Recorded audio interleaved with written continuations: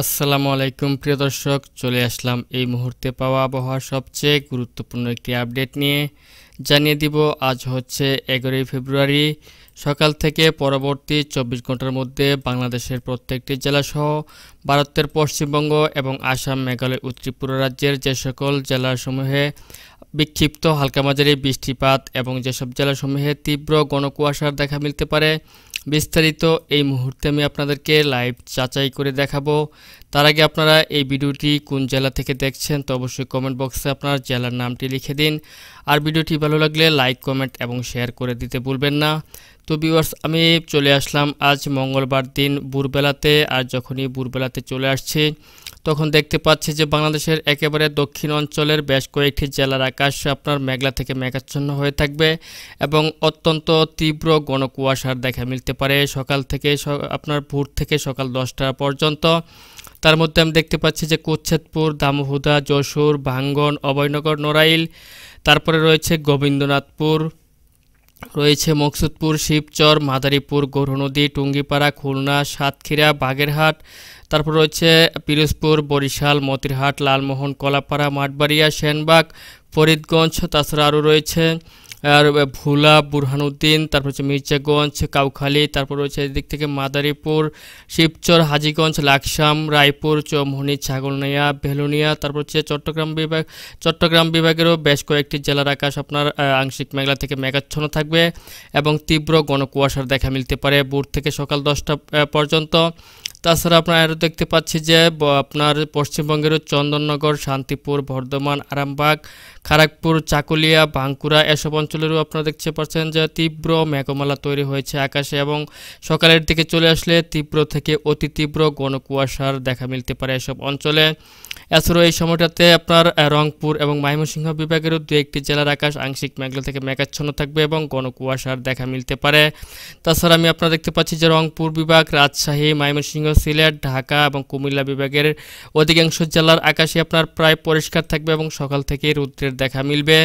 তাছাড়া আমি যদি আপনার আরেকটু এগিয়ে আসি অর্থাৎ সকাল 10টার দিকে চলে আসি তাহলেও দেখতে পাচ্ছি যে আপনার বাংলাদেশের দক্ষিণ অঞ্চলের বেশ কয়েকটি জেলার আকাশ আপনার মেঘলা থেকে মেঘাচ্ছন্ন রয়েছে এবং ঘন কুয়াশার দেখা মিলবে, যেমন শৈলকুপা, মেহেরপুর, পাবনা, ফরিদপুর, যশোর, লোহাগাড়া, সাতক্ষীরা, খুলনা, মাদারীপুর, পিরোজপুর, বরিশাল, মতিরহাট, তাছাড়া রয়েছে ফরিদগঞ্জ, সেনবাগ, রয়েছে লালমোহন, মাঠবাড়িয়া, কুমিল্লা। দেখতে পাচ্ছেন যে প্রত্যেকটি জেলার আকাশ আপনার অত্যন্ত মেঘমালায় ডেকে রয়েছে এবং তীব্র ঘন কুয়াশার দেখা মিলবে এসব অঞ্চলে।